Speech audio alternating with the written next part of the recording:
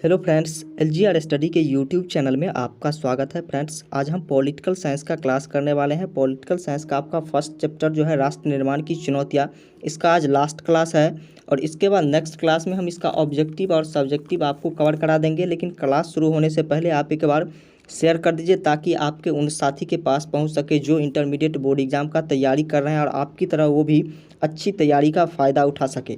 तो आइए क्लास को शुरू करते हैं। जैसा कि आप देख रहे हैं, राज्यों का पुनर्गठन, आंध्र आंदोलन, यानी कि इस क्लास में हम इन दो टॉपिक पर बहुत ही डिटेल से चर्चा करने वाले हैं, राज्यों के पुनर्गठन पर और आंध्र आंदोलन पर। लेकिन इससे पहले हम आपको बता दें कि आज़ादी के बाद, यानी आज़ादी जब मिली थी हमारे देश को, उस समय सबसे बड़ी कठिनाइयाँ जो थी वो थी विभाजन की, यानी कि भारत और पाकिस्तान के बंटवारे की। विभाजन की प्रक्रिया के बारे में हमने आपको पढ़ाया था और किन किन कठिनाइयों का सामना यहाँ की जनता एवं नेताओं को विभाजन के समय करना पड़ा था। इन सभी बातों पर हम बड़ी ही डिटेल से चर्चा पिछले क्लास में कर चुके हैं। और विभाजन के बाद जो सबसे बड़ी समस्या थी वो थी रियासतों के विलय की। क्योंकि आपको बता दें कि भारत को जब आज़ादी मिली थी उस समय अंग्रेज़ों द्वारा अनाउंस कर दिया गया था कि रियासत, राजवाड़े जो थे हमारे देश में वो 565 थे, जो आज़ादी से पहले अंग्रेज़ों का स्वाधीनता स्वीकार कर अपना सत्ता चलाते थे। उन्हें भी अंग्रेज़ों द्वारा आज़ाद करवा दिया गया था और ये अनाउंस कर दिया गया था कि ये 565 राजवाड़े जो हैं ये चाहे तो पाकिस्तान में भी जा सकते हैं, हिंदुस्तान में भी रह सकते हैं या फिर अपना स्वतंत्र अस्तित्व भी बनाए रख सकते हैं। मैप के साथ आपको बहुत ही डिटेल से पढ़ाए हैं, इसलिए आप पिछले क्लास को जा कर के देखेंगे तो आपको सब पता चल जाएगा। और यदि पिछला क्लास यदि आप किए हैं तो आपको और भी अधिक समझ में आएगा। तो क्या थी सबसे बड़ी समस्या जो थी वो थी राजवाड़ों के विलय की। लेकिन राजवाड़ों का विलय तो संभव हो सका, लेकिन कुछ राजवाड़े ऐसे थे जैसे कि हैदराबाद और मणिपुर, इसके विलय में काफ़ी कठिनाइयों का सामना करना। ये हैदराबाद के राज्य जो थे इनके चारों ओर भारत की भूमि था, यानी कि सीमा जो है इसका भारत से पूरा घिरा हुआ था। और इसी प्रकार मणिपुर का भी था। इसके विलय में बहुत सारी कठिनाइयों का सामना करना पड़ा था। इसके बारे में हम पिछले क्लास में चर्चा कर चुके हैं और इस क्लास में जो हम चर्चा करने वाले हैं राज्यों के पुनर्गठन के बारे में और आंध्र आंदोलन के बारे में। तो राज्यों का पुनर्गठन जो था ये भी एक बहुत बड़ी समस्या था। विभाजन और रियासतों के, यानी कि राजवाड़ों के विलय के बाद अभी समस्या खत्म नहीं हुई थी और इसके बाद जो सबसे बड़ी समस्या थी वो थी राज्यों के पुनर्गठन के। तो इसी के बारे में हम चर्चा करेंगे। तो जैसा कि आप फर्स्ट देख रहे हैं, आंतरिक सीमाओं को तय करने की चुनौती। तो राज्यों के पुनर्गठन में आंतरिक सीमाओं को तय करने की चुनौती थी। और इससे पहले किस प्रकार की सीमाएं हुआ करती थी ये हम आपको बताते हैं। औपनिवेशिक शासनकाल में सीमांकन, यानी कि औपनिवेशिक काल में सीमांकन किस प्रकार का हुआ करता था।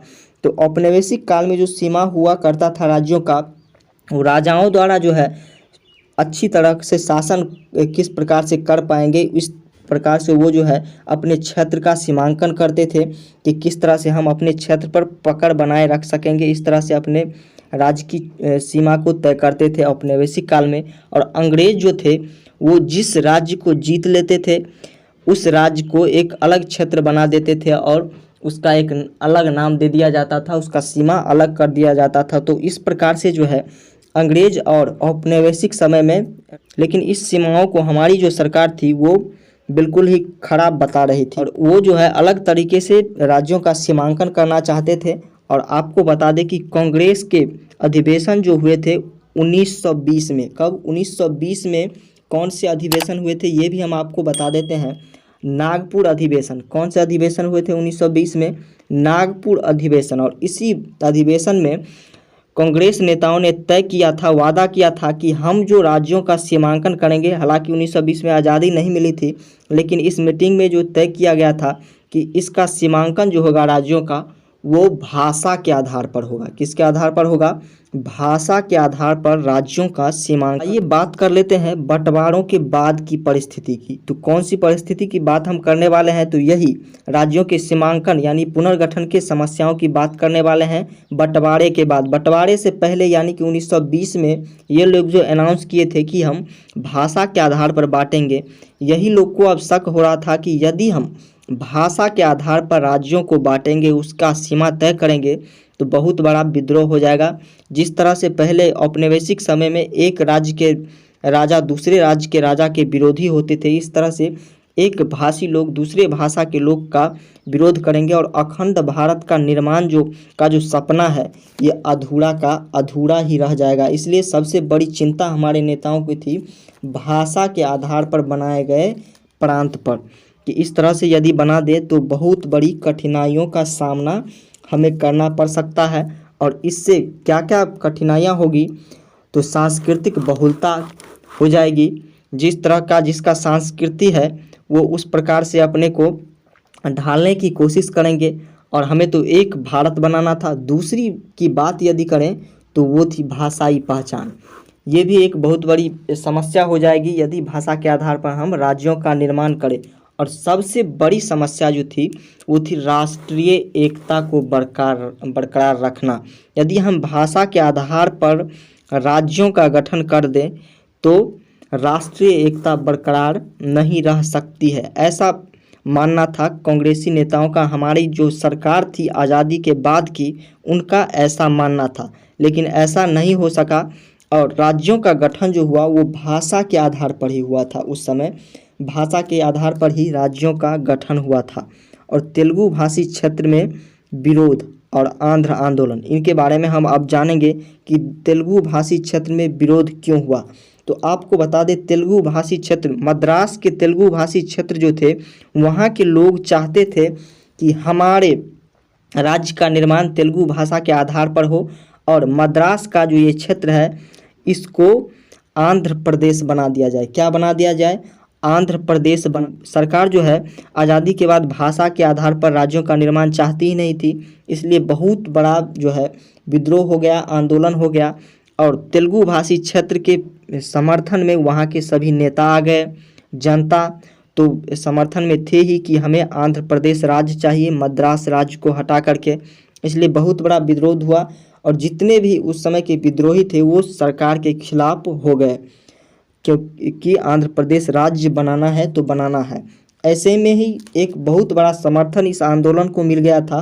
टी श्री रामुलु ये भी इस आंदोलन के समर्थन में आ गए, वो भी उसी क्षेत्र के थे, और वो भी कहते थे कि राज्यों का गठन भाषा के आधार पर हो और आंध्र प्रदेश का गठन तो हो ही हो। तो ऐसे में वो जो है अनशन पर बैठ गए, भूख हड़ताल पर बैठ गए। हालांकि 56 दिनों के बाद जब वो भूख हड़ताल पर अनशन पर बैठे, इसके 56 दिनों के बाद उनकी मृत्यु हो गई थी। मृत्यु हुई थी उनकी 15 दिसंबर 1952 को। 15 दिसंबर 1952 को पोट्टी श्री रामुलु की मृत्यु हो गई।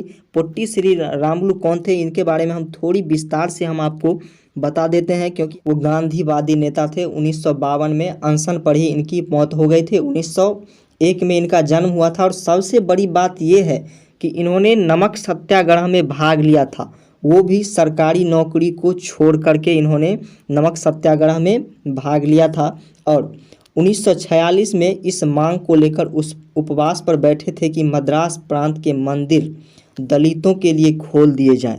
ये भी इनका एक बहुत बड़ा योगदान था।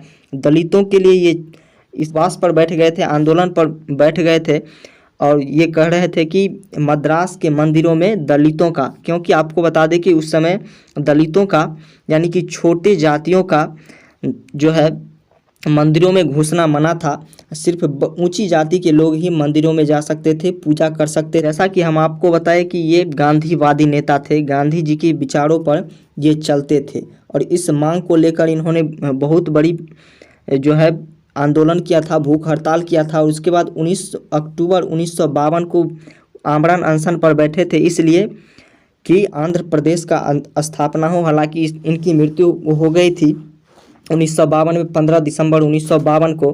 और ये इतने बड़े नेता थे और इनके समर्थन में थे। अब बात कर लेते हैं पुराने मद्रास में शामिल क्षेत्र के, कि पुराने मद्रास क्षेत्र में जो है कौन कौन से राज्य थे, ये हम आपको बता देते हैं। तो आपको बता दें कि इस समय केरल, तमिलनाडु, कर्नाटक और आंध्र प्रदेश के कुछ हिस्से जो थे वो महाराष्ट्र में शामिल थे। नेक्स्ट की बात करते हैं गांधीवादी नेता पोट्टी श्रीराम। इस टॉपिक से पहले ही बता दिया था कि गांधीवादी नेता पोट्टी श्रीरामुलु कौन थे, उनकी मृत्यु कैसे हुई, किन किन आंदोलन में उन्होंने भाग लिया था, इन सब बातों पर हमने आपको पहले ही बता दिया।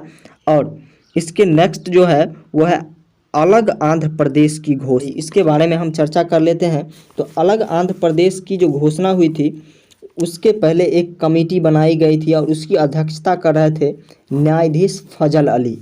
यानी कि जब सरकार को ये लग गया कि अब भाषा के आधार पर राज्य बनाना ही होगा, जैसा कि हमने आपको पहले ही बताया कि भाषा के आधार पर ही सभी राज्यों का निर्माण हुआ, तो सरकार को ये लगा कि भाषा के आधार पर राज्य को बनाना ही होगा, अन्यथा अखंड भारत फिर से खंडित हो जाएगा। जितने भी हमने प्रयत्न किए हैं विभाजन के बाद रियासतों के विलय में, ये सभी हमारा बिल्कुल बेकार हो जाएगा। और ऐसे में एक कमेटी की गठन की गई जिसमें 3 व्यक्ति थे और पहला व्यक्ति जो थे उनके अध्यक्ष थे, उनकी अध्यक्षता कर रहे थे इस कमेटी की, वो थे न्यायाधीश फजल अली। और दूसरे व्यक्ति जो थे वो थे पनिक्कर जी। कौन थे? दूसरे व्यक्ति पनिक्कर जी थे। और तीसरे व्यक्ति जो थे वो थे तीसरे व्यक्ति जो थे वो थे दृश्यनाथ कुंजरू जी। और 1956 में भारतीय संसद द्वारा जो है इस कानून को पारित किया गया कि भाषा के आधार पर जो है राज्य का निर्माण हुआ। अब आगे बात कर लेते हैं राज्य पुनर्गठन आयोग एवं नए राज्यों की निर्माण का। ये आयोग जो बनाया गया था ये आंध्र प्रदेश राज्य के बनने के बाद बनाया गया था, क्योंकि आंध्र प्रदेश राज्य जब बना इसके बाद बहुत ही विरोध चालू हो गया। सभी भाषा क्षेत्र के लोग चाहते थे कि हमारे भाषा के आधार पर इसका निर्माण हो, और इसीलिए 1953 में राज्य पुनर्गठन, 1956 में आपको हमने बताया कि ये अधिनियम जो है भारतीय संसद द्वारा पास किया गया। अब नए राज्य के निर्माण की बात कर लेते हैं। इन सब बातों पर हम पहले ही चर्चा कर चुके हैं कि राज्य पुनर्गठन अधिनियम कब पारित हुआ और कब बना, ये भी हम आपको बता दिए। अब बात है कि नए राज्यों का निर्माण किस प्रकार हुआ और कौन कौन से राज्य बने। तो सबसे पहले हम आपको बता देते हैं, राज्य पुनर्गठन अधिनियम पास होने के बाद हमारे देश में जो राज्यों की संख्या हुई वो 14 हुई। यानी कि 14 राज्य हमारे देश में बने और 6 केंद्र शासित प्रदेश बने। तो सबसे पहले हम आपको बता देते हैं कि 6 केंद्र शासित प्रदेश जो थे वो कौन कौन थे। तो सबसे पहला जो था वो हिमाचल प्रदेश, दूसरा दिल्ली, तीसरा मणिपुर, चौथा त्रिपुरा, पांचवा अंडमान और निकोबार, और सबसे लास्ट जो था वो था लक्षद्वीप। अब 14 राज्यों की बात करें तो 14 राज्यों में सबसे पहले जम्मू और कश्मीर, बिहार, पंजाब, राजस्थान, यूपी, मध्य प्रदेश, पश्चिम बंगाल, असम, उड़ीसा, मद्रास, मैसूर, आंध्र प्रदेश, केरल और बम्बे, ये सभी राज्य 14 राज्य थे। लेकिन यहाँ ही राज्य का गठन का सिलसिला जो है वो नहीं रुका और भी तेज होते गया, लेकिन भाषाई आधार पर अब नहीं होना था। अब बहुत से राज्य का जो है गठन क्षेत्रीय विकास के आधार पर हो रहे थे, तो बहुत अलग अलग कारण से सभी राज्य का विकास हो रहा था। जैसे महाराष्ट्र और गुजरात की बात करें तो 1960 में महाराष्ट्र और गुजरात जो है बम्बई से कट करके 1960 में बनी। उसके बाद नागालैंड 1963 में बनी, और 1966 में 1972 में आसाम से कट करके मेघालय बना। इसके बाद छत्तीसगढ़ जो है मध्य प्रदेश से कट करके बना था, जो कि 2000 ईस्वी में बना। और सबसे लास्ट जो है, और इस समय 2000 ईस्वी में जो है बिहार से कट करके झारखंड भी बना था। और सबसे लास्ट राज्य जो बना है वो 2014 में तेलंगाना बना है। तो तेलंगाना कहाँ से कट करके बना है? तो आंध्र प्रदेश को काट करके तेलंगाना बनाया गया है। और आंध्र प्रदेश किसको काट करके? तो मद्रास के क्षेत्र को अलग करके आंध्र प्रदेश बनाया गया था। तो आज के लिए इतना ही रखते हैं, मिलते हैं फिर नेक्स्ट वीडियो में। तब तक के लिए